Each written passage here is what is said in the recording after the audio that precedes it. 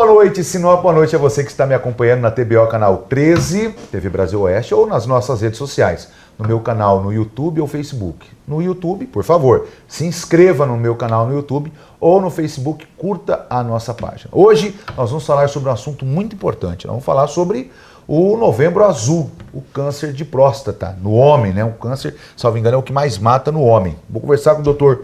Rômulo de Toni, 31 anos, urologista. Formado em Curitiba, na Universidade Federal do Paraná, residência em cirurgia geral no Hospital das Clínicas da UFPR e residência em urologia na Santa Casa, em Curitiba. E agora vai falar conosco um pouco sobre tudo isso. Para que você tenha uma ideia, a gente deu uma pesquisadinha, né, sobre essa questão do câncer o Novembro Azul, a campanha Novembro Azul. Novembro Azul é o nome do movimento internacional que busca conscientizar a respeito do câncer de próstata, à saúde masculina. A campanha é mundial e surgiu em 2003 na Austrália, quando alguns amigos tiveram a ideia de deixar o bigode, que na época estava fora de moda, crescer, com o objetivo de chamar a atenção para a saúde masculina. No Brasil, a campanha começou em 2014. No primeiro ano foram realizados 2.200 exames em todo o país. E agora é uma campanha muito gigantesca e o assunto é muito grave. Bom, mas vamos começar falando com o Dr. Rômulo. Dr. Rômulo, primeiramente, boa noite. É um prazer ter o senhor aqui no Bom de Papo para a gente falar um pouquinho sobre a saúde masculina, principalmente essa doença que mata tanto e é tão silenciosa como o câncer. Obrigado pela participação, doutor. Muito obrigado, boa noite a todos, boa noite, Rudi. Agradeço o convite por estar falando hoje aqui sobre esse assunto muito importante em relação à saúde do homem. Como você falou, esse daí é um assunto, um tema extremamente prevalente, é uma doença extremamente prevalente entre os homens.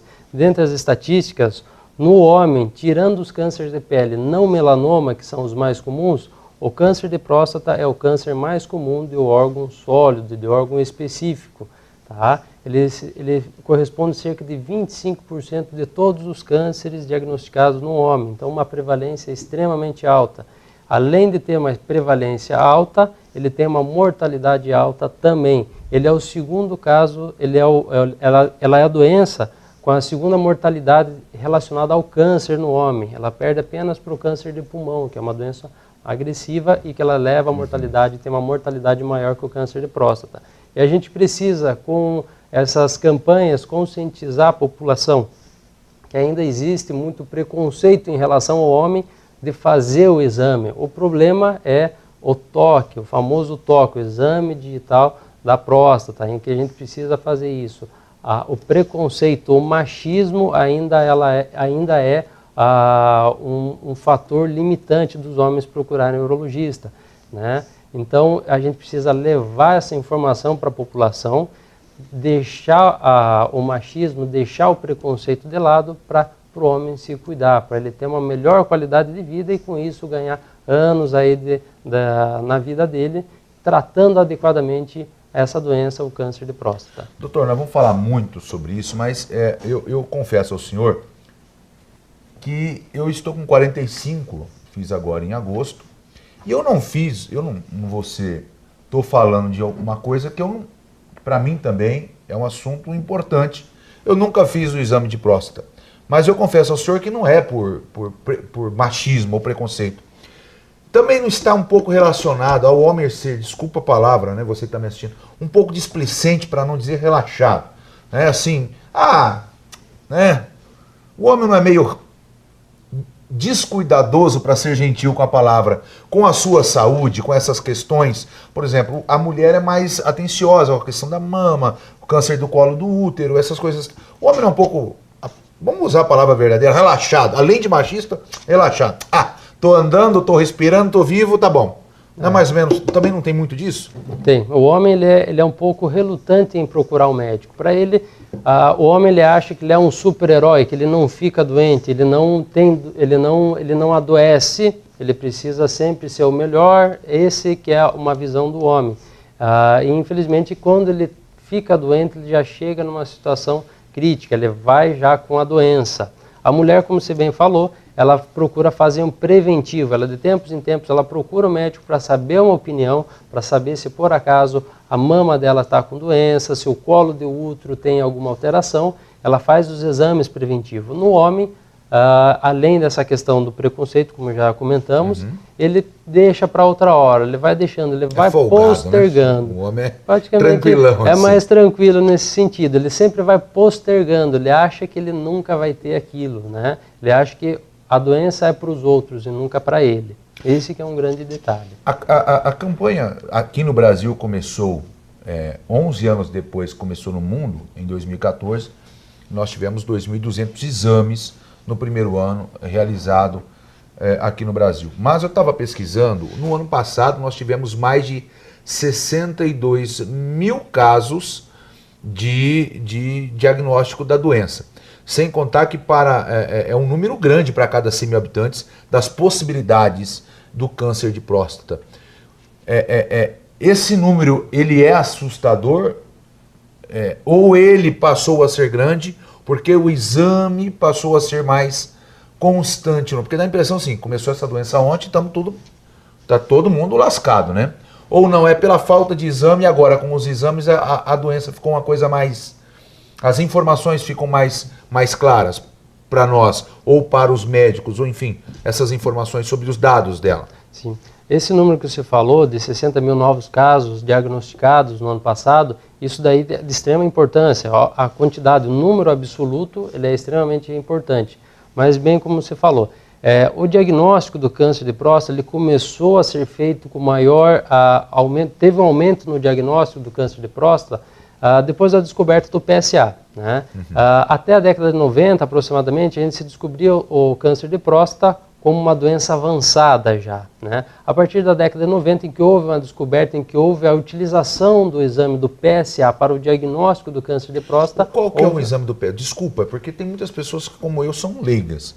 E o que é o exame do PSA? O exame do PSA é o exame que é detectado pelo sangue a enzima relacionada com a próstata. Nos casos de câncer de próstata, a grande maioria das vezes o PSA está aumentado. Eu digo a grande maioria das vezes porque existem situações em que o PSA está normal e existe o caso de câncer.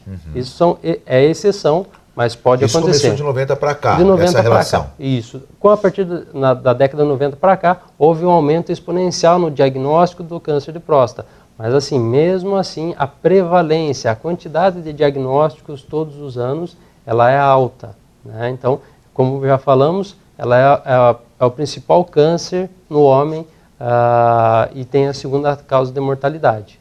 Né? Hoje é o principal câncer no homem, a próstata. Não é o que mais mata. Mas mata é o pulmão. Mas a maior incidência de câncer no gênero masculino é o de próstata. É o de próstata.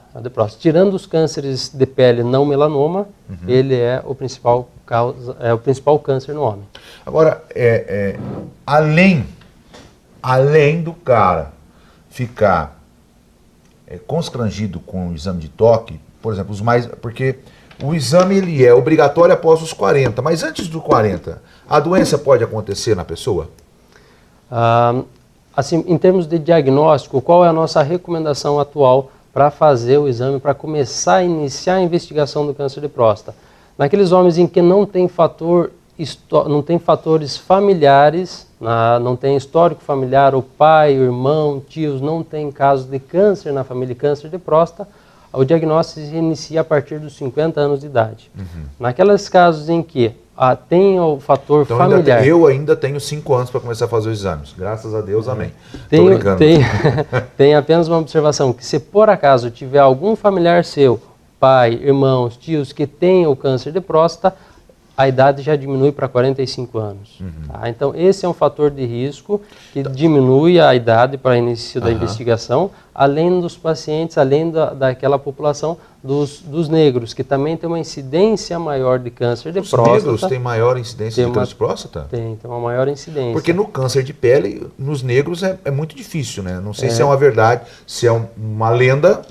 ou se é uma verdade. Mas no de próstata é o contrário, então? Isso, no de próstata existe uma incidência maior de câncer nessa população, então por isso que a gente inicia antes a investigação.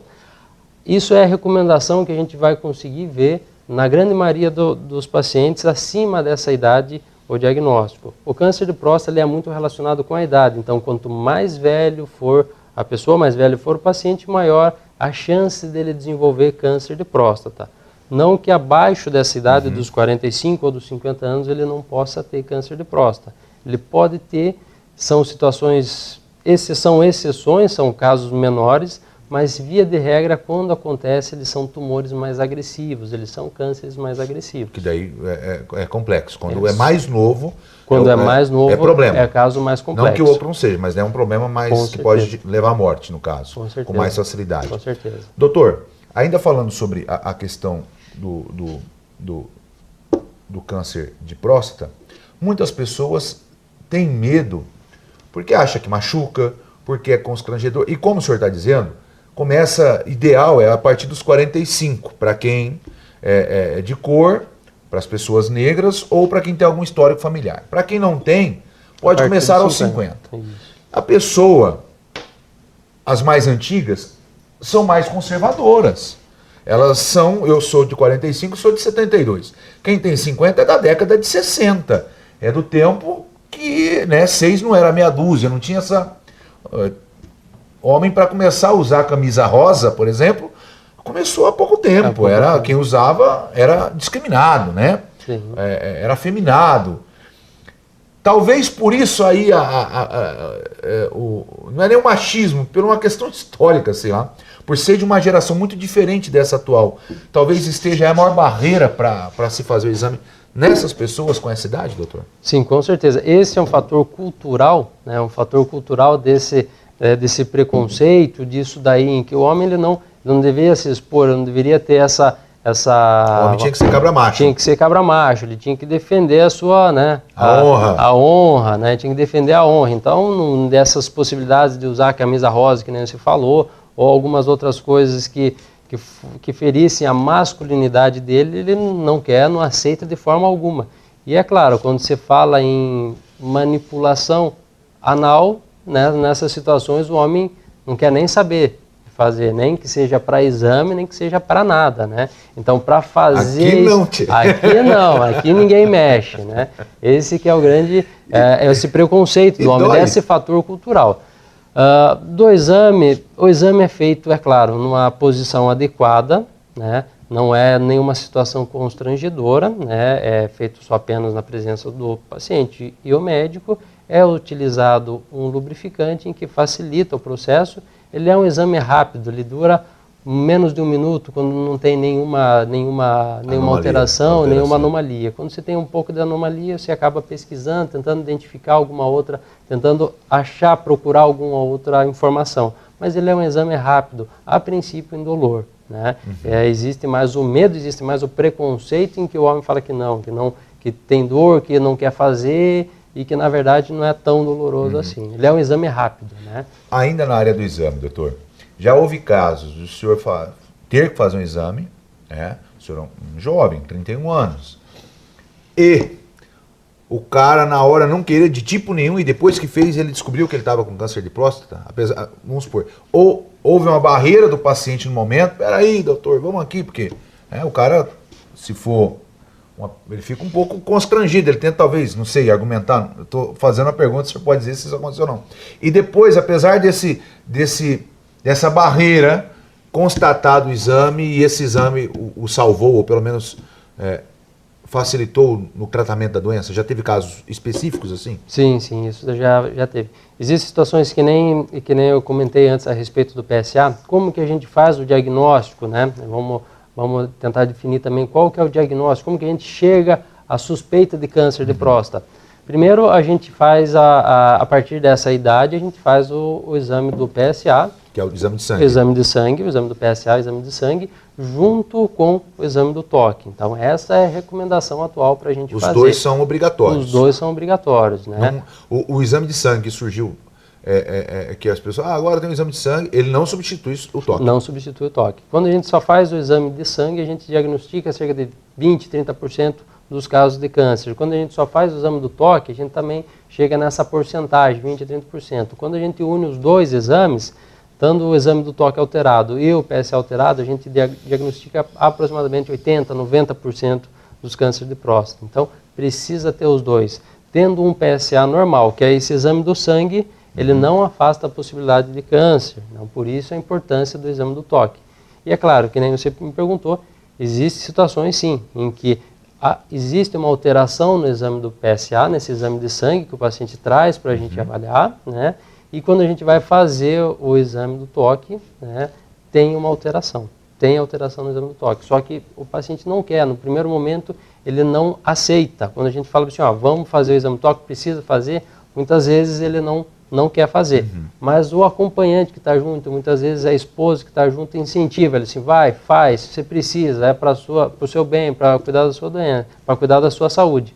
Daí ele acaba cedendo e faz o exame e já, claro, aconteceu algumas situações em ter o diagnóstico, em a gente sentir, ter o cetato pela alteração no exame do toque, né? E daí, consequentemente, ele pode ter um tratamento mais qualificado. A investigação, né? E todo o tratamento adequado para o caso dele. No caso do diagnóstico, eu vou fazer o seguinte, já pode ir para o intervalo ou segura um pouco, Diogo? Então, eu vou fazer o seguinte, vou para o intervalo e depois a gente vai falar, gente, por exemplo, eu não sabia que tinha câncer, tem vários cânceres, como por exemplo, no pênis. O doutor veio para o programa, ele fez uma cirurgia no pênis de um cliente ou de um paciente, câncer no pênis, em que teve que decepar parte do...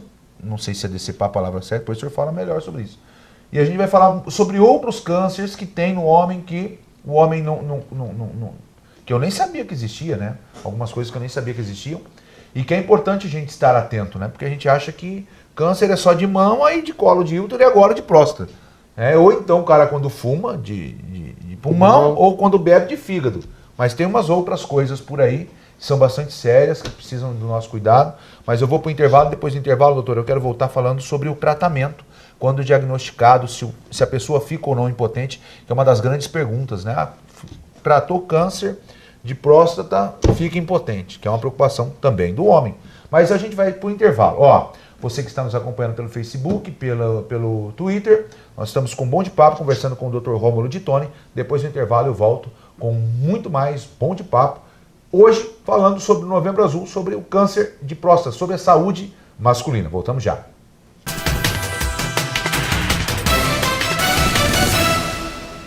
Muito bem, estamos de volta aqui no programa Bom de Papo nesta terça-feira, dia 14 de novembro.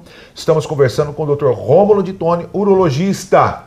Aqui, para você que está nos acompanhando no nosso canal no YouTube ou no Facebook. No YouTube se inscreva, né, bacana? E no Facebook também. Hoje é para você, homem. Você ou do gênero masculino, né? Porque para não ficar, do gênero masculino, é para você que é do gênero masculino, para os mais antigos, para você que é do sexo homem, tá? Estamos falando sobre o Novembro Azul, que é uma campanha que começou lá na Austrália em 2003, veio para o Brasil em 2014 e só no ano passado foram diagnosticados mais de 60 mil casos de câncer de próstata.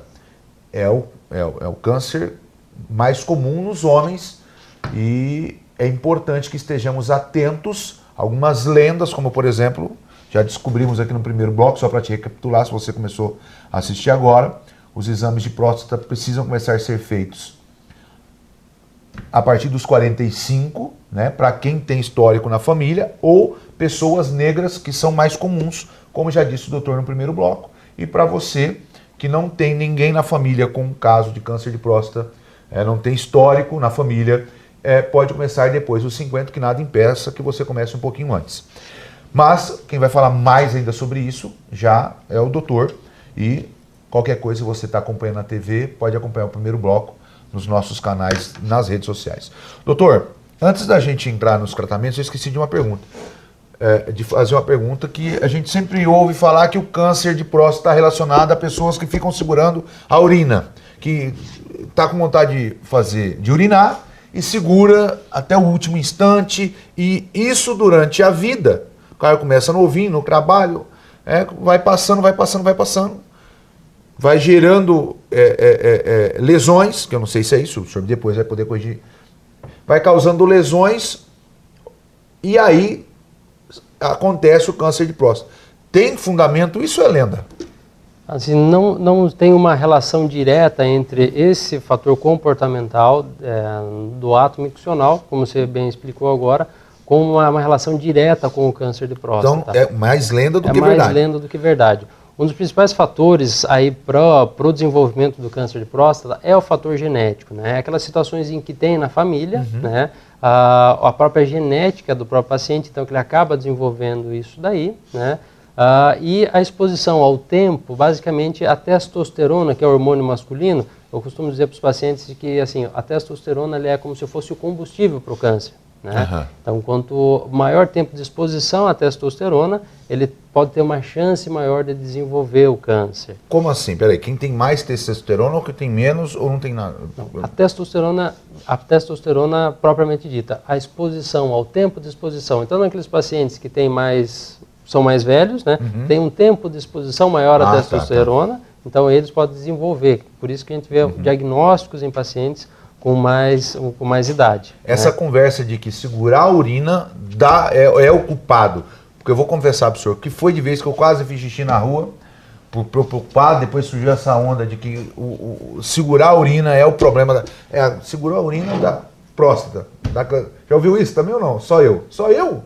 O senhor já ouviu isso ou só eu que sei de que tem essa lenda aí, que a gente conversa entre os homens que não dá para segurar a urina, porque é conversa para boi dormir, então. Não, muitas vezes o que acontece é que fazendo esse procedimento, com o passar dos anos, né, a própria próstata ela vai desenvolvendo, ela vai crescendo de tamanho. Existem aquelas situações que a próstata ela só não tem o câncer de próstata, não é a única doença que pode acometer a próstata. Existem aquelas situações em que existe um processo inflamatório na próstata, que a gente chama de prostatite, e aquela outra situação, um câncer benigno, um tumor benigno, que a gente fala, que é a hiperplasia prostática benigna. Então, muitas vezes, com o passar dos anos, a próstata vai aumentando de volume e daí ela pode causar alguns distúrbios miccionais. Mas não necessariamente por causa desse fator comportamental quando mais jovem, mas sim pelo fator idade e que pode ir desenvolvendo essas outras doenças pela idade, pela evolução natural da idade. O senhor me tranquilizou muito, porque eu tenho uma dificuldade para ir no banheiro de dia aqui. Eu estou mais calmo agora. Vamos voltar ao Mas tema. O ideal quando não segurar muito. Não segurar, até por outras questões. Por outras questões, até mesmo por quadros de infecções urinárias, que pode acontecer. Muito tempo, se ficar segurando por muito tempo, em casos extremos, pode até mesmo ter uma lesão renal. Existe um distúrbio renal, distúrbios renais por causa dessa retenção urinária. É claro, a gente vê isso em situações mais extremas.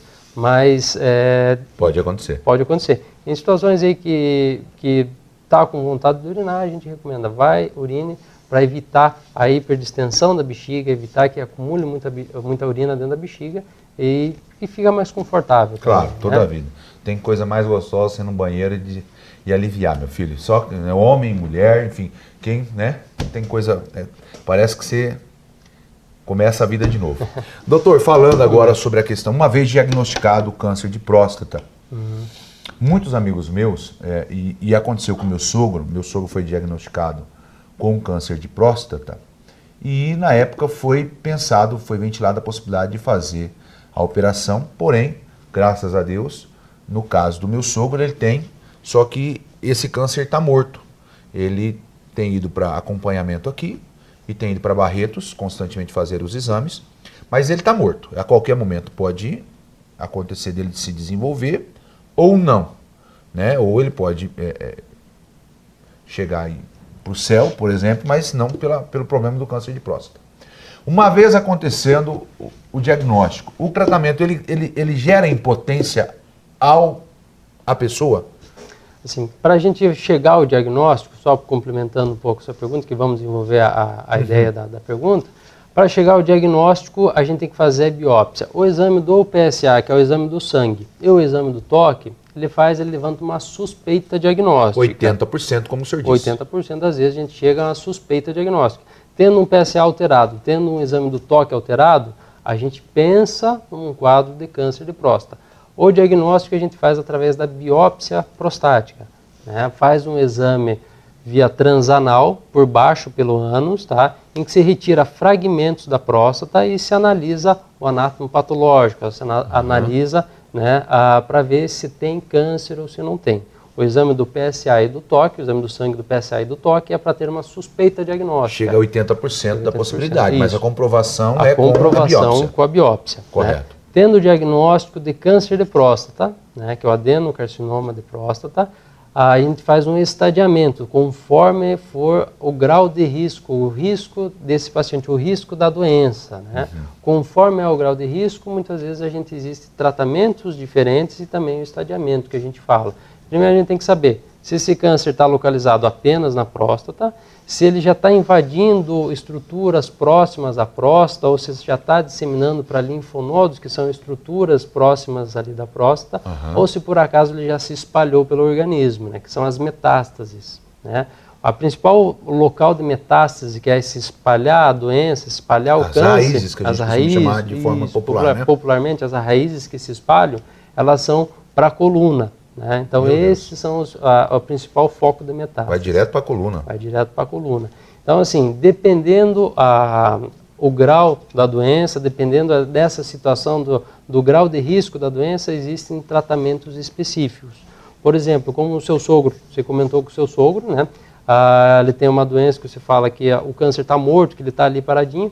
Nessas situações, provavelmente ele tem uma doença de baixo risco. Né? É uma doença pequena, não é uma lesão muito grande, o nível do PSA dele, que é o exame do sangue, ele não é tão alto, e provavelmente nos exames de controle, que são muito específicos, nessas situações ele vai acompanhando.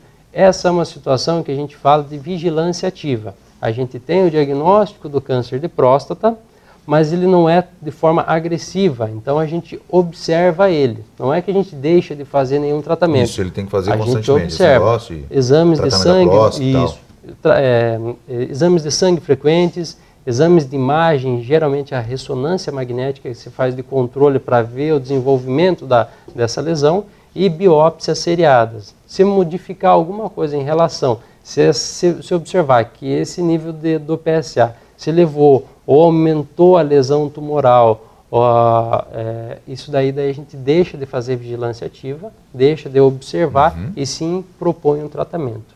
Nessas situações em que existe o câncer apenas localizado na próstata, que ele não se espalhou, uma das possibilidades de tratamento, que nem você falou, é a cirurgia, o que a gente chama de prostatectomia radical. Tirar a próstata fora. Tira a próstata e retira as vesículas seminais. Que é só para... Lembrando ao caso de mulheres, e aí o senhor pode me responder se é verdade ou não, se tem ligação no que eu estou falando ou não, porque quando a gente fala das doenças nas mulheres, até os homens acho que estão mais inteirados do assunto. Aquela atriz famosa que era casada com o Brad Pitt, ela tirou a mama porque ela tinha probabilidade de ter câncer de mama, ela tirou como prevenção, né? E para que não se espalhe pelo corpo. É mais ou menos isso, quer dizer, tem ali uma doença, tirar a probabilidade dela espalhar, ela diminui consideravelmente? Ou não? No caso dessa atriz, a Angelina Jolie, ela é uma situação um pouquinho diferente, porque ela não tinha o diagnóstico de câncer de mama. Tá. Ela tinha marcadores biológicos, que são alguns marcadores biológicos, que tem uma relação maior com ela desenvolver câncer de mama. Né? Na verdade, ela antecipou um futuro diagnóstico. Antecipou um futuro diagnóstico, né? Como ela tinha histórico na família dela de câncer de mama e ela tinha esse marcador biológico para câncer de mama, ela optou em fazer a retirada da mama preventivamente. Que não é esse caso. Não é esse caso. Nesse caso, que como eu já comentei, existe a doença, o paciente está com o câncer, mas o câncer está apenas localizado. Ali, uma coisinha. Isso, está localizado na próstata. Nessas situações, quando o câncer está localizado na próstata, uma das opções terapêuticas é a prostatectomia radical, é a retirada de toda a próstata da vesícula seminal. É a mais recomendável, doutor? Em termos... Apesar, aí esquece a vida sexual da pessoa, vamos pensar na vida, de fato, do cidadão. É a mais recomendável?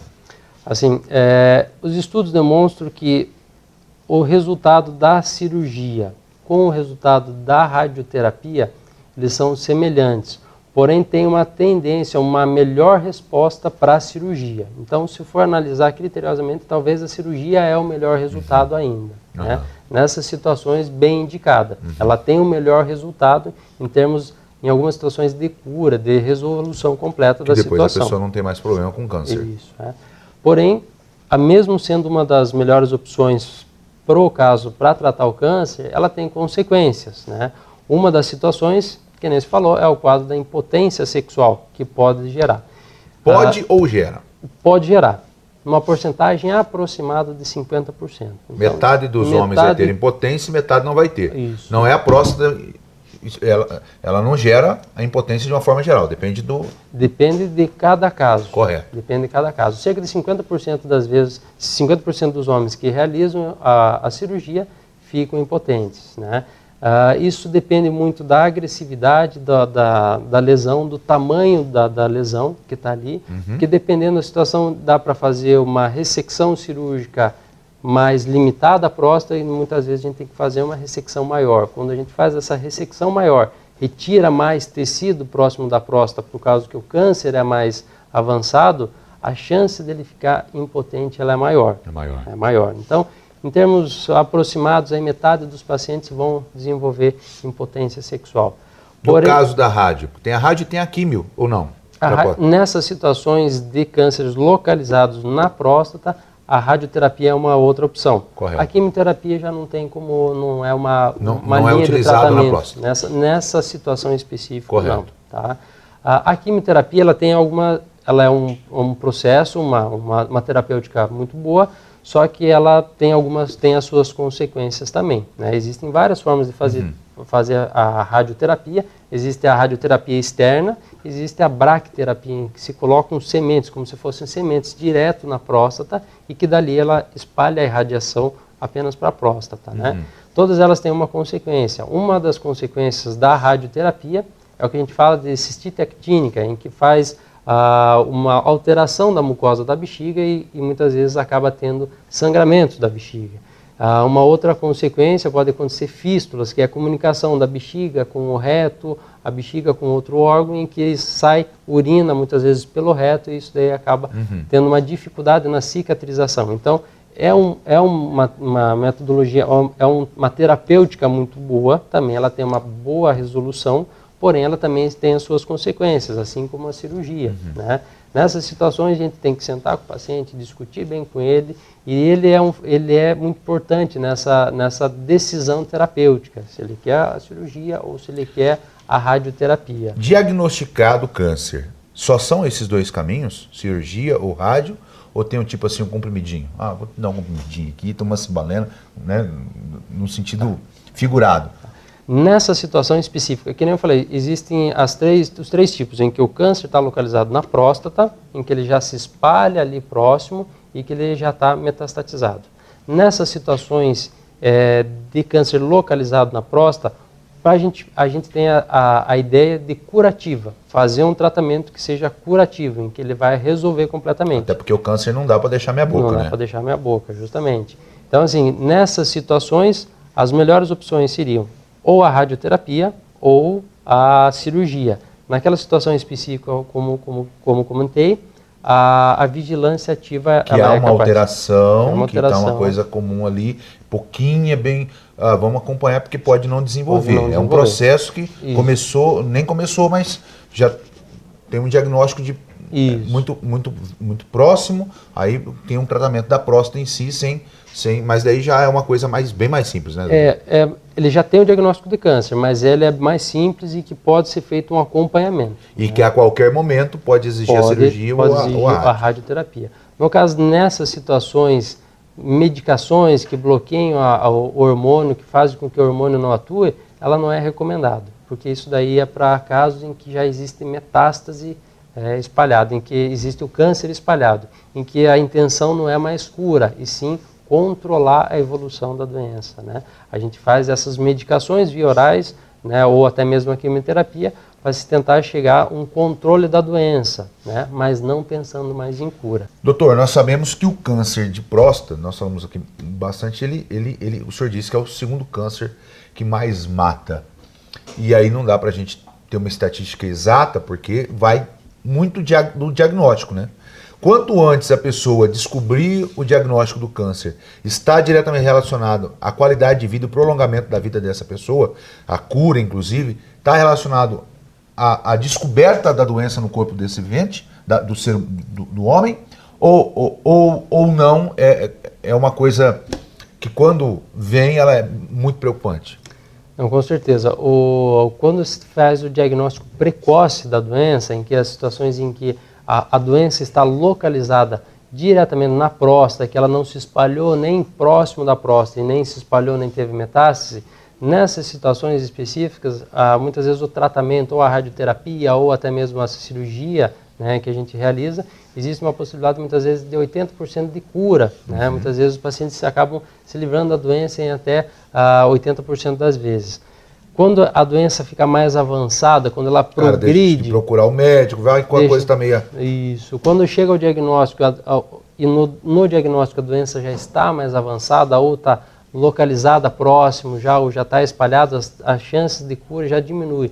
Cerca de 60%, 40% muitas vezes dessa taxa de cura. Quando existe metástase, né, como eu falei, quando já ela se espalha pelo organismo, a gente já não pensa mais em cura. Aí não existe uma cura do câncer, mas a gente pensa em tentar dar uma qualidade de vida ao paciente. Então, sim, o diagnóstico precoce está relacionado diretamente com a sobrevida, ao tempo de vida desse paciente, né, e também pela qualidade de vida. Né. Dói?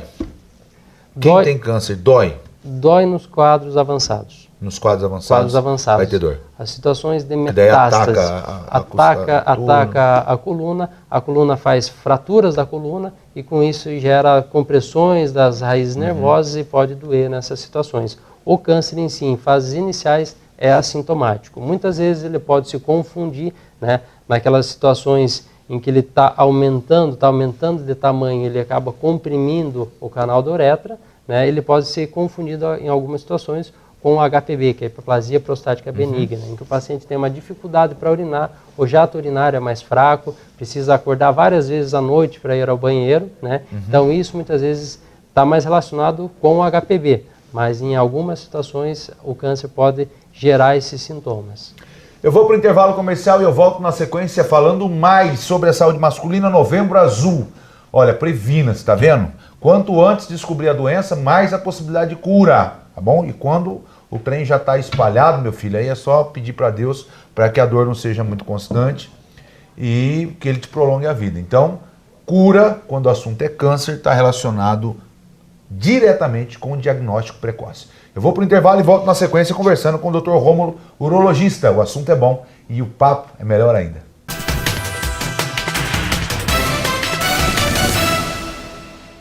Boa noite, estamos de volta, né? Para você que está nos acompanhando, estou conversando com o Dr. Rômulo Di Toni, urologista, e estamos falando sobre o Novembro Azul, a saúde masculina. Falamos bastante sobre o câncer de próstata e você pode observar, e aí vou te recomendar de novo, ó, a canequinha azul, a gravata tá azul, a camisa não tá azul, que a mulher não deu conta de passar. Mas o doutor veio todo de azul para lembrar você do Novembro Azul. E aqui no nosso cantinho da tela, você está vendo o lacinho, né? E o bigodinho é relacionado ao Novembro Azul, tá bom? Então, faça o seu exame.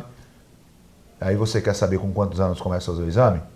Olha, assista o primeiro bloco, tá bom? Que eu não vou repetir não. Vamos aqui, vamos pra frente. Parece aí tem gente. Doutor, além do câncer de próstata, quais outras doenças ou quais outros cânceres e doenças estão mais comuns? O urologista mexe literalmente no órgão genital do homem, é isso, né, doutor? Isso. É a especialidade. Especifica para nós a questão de urologista, que é uma especialidade que não é nova, mas que ela está mais falada depois que veio o Novembro Azul. Novembro Azul, é.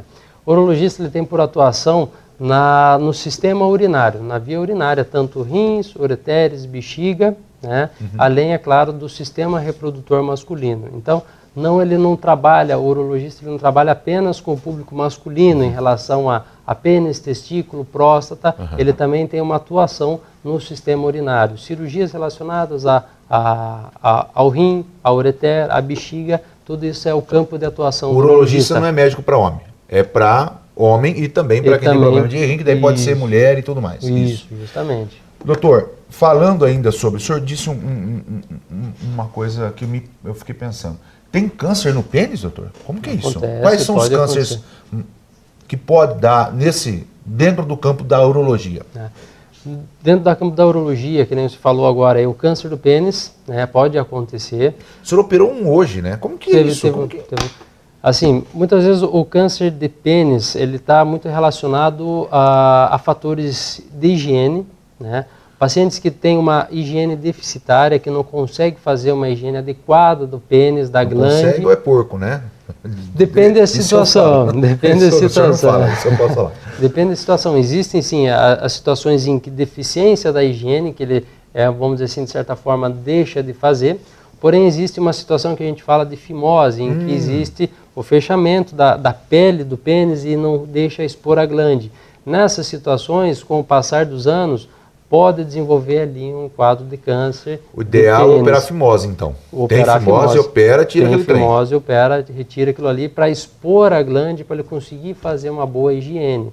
Com isso, uma das consequências disso é o câncer de pênis. Ser descuidoso com o seu companheiro de velha guerra pode causar câncer no pênis. Pode causar câncer no pênis. Além do fator de higiene, a infecção pelo HPV também pode desenvolver câncer de pênis. HPV é aquela vacina que agora estão dando nas escolas para as crianças, vacina, né? Que é uma doença bastante comum. Bastante comum, muito frequente na população em geral. Até porque ela não é transmitida só sexualmente, né? Ela pode ser transmitida no vaso sanitário, com outras questões. Isso. Tendo as secreções contendo o vírus, ele pode ser transmitido, né? Então, precisa ter essa secreção, né? Para poder ocorrer a transmissão. Né? O cara tem câncer de pênis, tem que cortar a ferramenta fora. Dependendo das situações, sim. Existem casos e casos. Muitas vezes, quando a lesão é pequena, diagnosticado logo no início, faz-se a retirada local da lesão. Tipo pele? Tipo pele, justamente. Faz uma retirada local da lesão dali, manda para estudo e vê se retirou completamente. Em situações em que o câncer já está mais avançado, existe uma lesão maior e que está invadindo estruturas ali dentro do pênis, dependendo a extensão, é claro, a gente faz o que a gente fala de penectomia parcial, em que se retira uma parte da glande, que é, vamos dizer assim, a cabeça do pênis, e retira uma parte do corpo do pênis e fica com o coto, né, peniano que a gente fala, fica ali pequeno, mas ele tem condições de segurar aquele coto para poder urinar. Dependendo da situação, dependendo do grau do câncer, muitas vezes precisa tirar completamente o pênis, decepar completamente o pênis. A gente faz o que a gente fala de uma uretrostomia, né, que a gente acaba colocando o canal da urina para baixo da bolsa escrotal. Até aí eu entendi, né, que o cara... Mas e aí? Se o cara for aroeira, se aquela for a ferramenta de prazer dele, lascou? Lascou. Não dá para fazer um implante, nada? Nessas situações não, nessa situação não. Porque homem vira mulher. Mulher vira homem? Eu não sei, essa é uma pergunta. Eu sei que homem consegue fazer cirurgia para mulher. Mulher consegue... Tem implante de pênis já? Não. Então, meu filho, lascou, cuida bem da sua ferramenta. E para diagnosticar isso, doutor?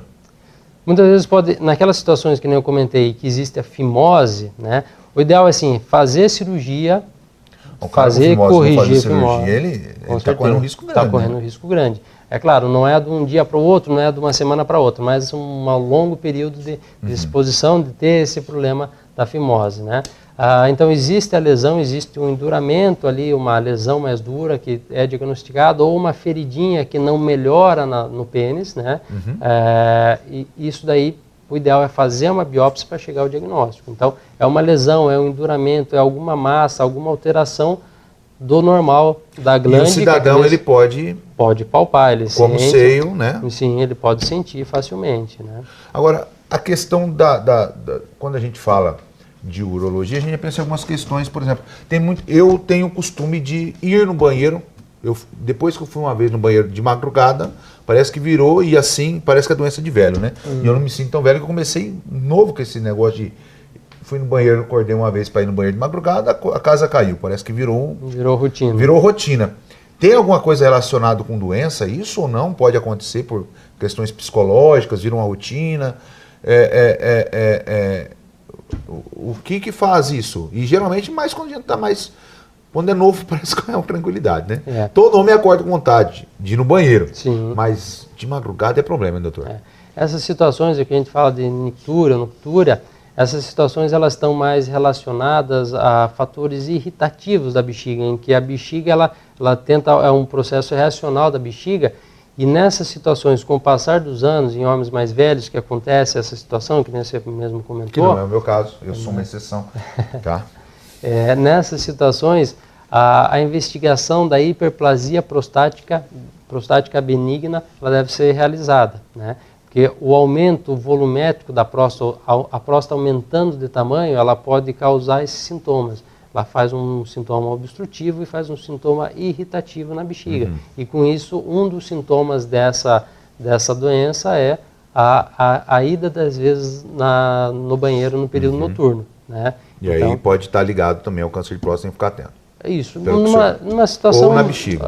Uma situação bem menos incomum, né? Quando se pensa nessas situações, porque o câncer, que nem havia comentado, o câncer de próstata, ele basicamente sem sintoma. Ele é sintoma a partir do momento que ele está muito mais avançado, né? E daí então, já é problema. Já é problema. Esperar ter sintoma para procurar auxílio para fazer o diagnóstico de câncer não é aconselhável. Vamos dizer, não é o recomendável. Como diz o senhor, eu chamo de burrice.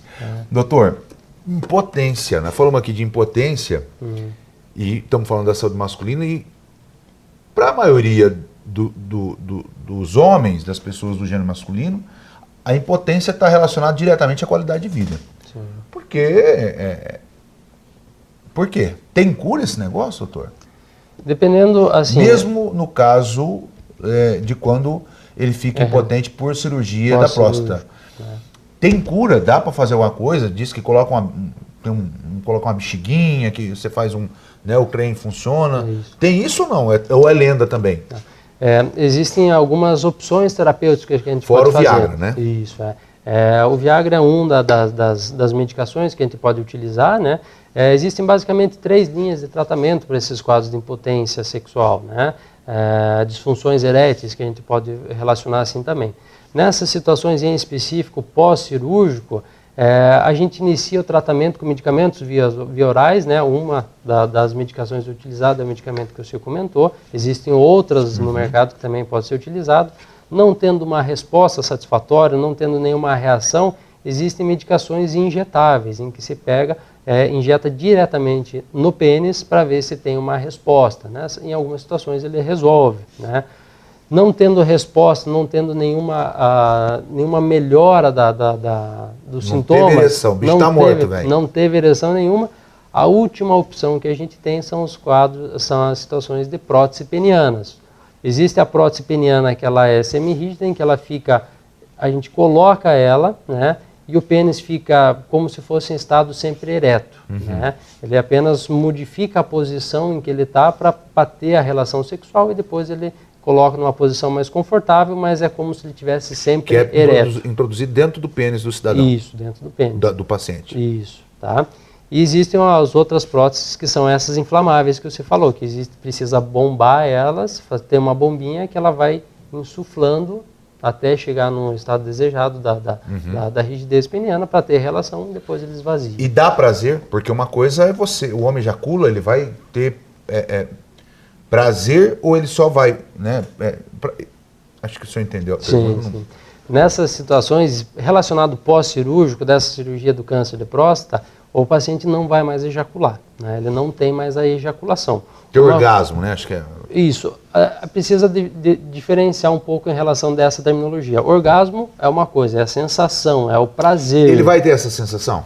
Pode ter essa sensação. É uma sensação mais diminuída, né? Porque quando você faz esse tipo de cirurgia para a colocação de prótese, a glande, que é a parte mais sensível do pênis, ela acaba sofrendo com um pouco das terminações nervosas que pode ser destruída durante o procedimento. A ejaculação não está ligada diretamente à sensação de prazer, de orgasmo. Isso, né? Geralmente no homem, quando se tem orgasmo, tem a ejaculação. Mas pode existir orgasmo sem ejaculação. É também a ejaculação sem orgasmo. São coisas distintas. A ejaculação e o orgasmo. Correto. Nessas situações, mesmo o paciente utilizando medicamentos via orais ou com prótese peniana, pós-cirúrgico, ele pode chegar ao orgasmo sim. Porém, ele não vai ter mais ejaculação. Chance de ter filho acabou. Chance de ter filho acabou. Operou a próstata ou fez tratamento, chance de ter filho acabou ou só a operação? Só a operação. Para a próstata, para o câncer. Que existe os outros tipos de cirurgia para a próstata, que pode não influenciar nessa relação aí da ejaculação Correto. e da possibilidade de ter filhos. Muito bem, mas daí tem que procurar o urologista e buscar mais informações. Existem várias cirurgias relacionadas à próstata. A coisa fluir melhor, né? Porque também não podemos falar tudo aqui. Generalizar. Daqui a pouco o cara está se autodiagnosticando em casa. Justamente. Pela situação. Bom, doutor, a questão da ejaculação precoce é comum no homem e é uma preocupação para a pessoa do gênero masculino, porque não dá para disfarçar, não dá para, fingir que não aconteceu nada, né? Sim. Porque ela está relacionada depois ao final da ereção, na maioria das vezes, e a insatisfação, que é pior, da pessoa que está com você. Tem cura isso? Tem tratamento? E é com um urologista que busca esse tipo de saída para o problema? Sim, sim. É uma queixa muito frequente no consultório do urologista, essa questão da ejaculação precoce, né? Ela causa esse prejuízo na qualidade de vida do homem, porque quando ele não consegue satisfazer ele mesmo ou a própria parceira, ele se sente mais fraco, ele se sente ruim, né, com toda a situação. E quando acontece uma vez, ele fica pensando e pode acontecer outras vezes, e isso acaba desencadeando um fator psicológico por trás disso. Tem a ver a ejaculação precoce com psicológico ou não? Pode ser questão genética? Sim, pode estar muito relacionado com a questão psicológica, principalmente os quadros de ansiedade, né? Muitas vezes aqueles pacientes que são ansiosos na vida, no dia a dia, podem desenvolver um quadro de ejaculação precoce. Em situações em que existe um estresse de trabalho em casa com a parceira, ou com distúrbios com filhos, enfim, situações em que geram estresse, quando o paciente vai tentar ter relação sexual, para tentar relaxar, né? Mas o fator psicológico está influenciado nisso, né? Então ele tem é muito importante o quadro da ejaculação precoce. E tem cura? Dependendo das situações, a gente tenta fazer um tratamento específico para isso. Não existe medicamentos específicos, para isso, e que tem uma resposta... Eu não diria cura, acho que eu fui... Mas tem uma melhora no quadro do paciente? Dependendo das condições, sim, pode ter uma melhora. Às vezes a gente associa não só a medicação, mas sim um tratamento psicológico, existem que dá para ser feito para tentar controlar, em que o paciente consegue melhorar esse sentido. Principalmente controlando a parte da ansiedade e, é claro, o medicamento ele entra para auxiliar nesse sentido. Muito obrigado. E de ano em ano, né, doutor? Uma vez feito, todo ano tem que fazer. Porque eu gastei esse ano com o doutor Rômulo lá no urologista, e não é todo... Tem uns caras que é todo dia lá, doutor. Não, mas não conta isso não, por favor. Conta isso não, que o programa é sério, o assunto foi sério. Não podia perder a piada, né? Esse rapaz jovem, careca que o senhor está vendo ali, ele disse que quando for fazer exame, ele quer ir sempre para não ter risco nenhum. Ele quer uma segunda opinião. Ele quer uma segunda opinião, ele não quer perder a possibilidade nenhuma. Bom, eu conversei aqui com o Dr. Rômulo de Toni, urologista, gente boa demais da conta, falando sobre Novembro Azul, e é importante que você que está acompanhando o Bom de Papo faça o diagnóstico. O doutor já disse aqui, não vou ser repetitivo, mas procure um urologista, procure alguém na sua cidade, você que está nos acompanhando nas redes sociais, busque mais informações, porque o câncer mata, e mata mesmo, meu amigo. E quanto antes diagnosticado, a possibilidade de cura chega até 90%? 80%, 90%. Então, vamos nos cuidar, né? Porque se a gente morrer, quem fica viúvo é nós. A patroa fica sozinha, bonita e às vezes com herança. Então, vamos nos cuidar, porque é importante que o homem cuide da saúde. A gente volta na próxima terça-feira falando aqui no Bom de Papo sobre... Aí sim, a lei trabalhista que alterou no último dia 11, né? Começou a valer a partir de segunda-feira, a nova lei trabalhista. Nós vamos falar muito sobre isso aqui no Bom de Papo na próxima terça-feira com alguém especialista na área do trabalho. Se inscreva no meu canal no YouTube, curta minha página no Facebook, se você está assistindo, e acompanhe aqui na TBO. Toda terça-feira, o Bom de Papo a partir das 21 horas e amanhã, às 20 horas, eu estou com o Tribuna Livre, segunda edição. Muito obrigado a você, obrigado ao meu amigo Diogo, obrigado ao doutor e a gente volta na próxima semana. Tchau, Sinop. Até lá.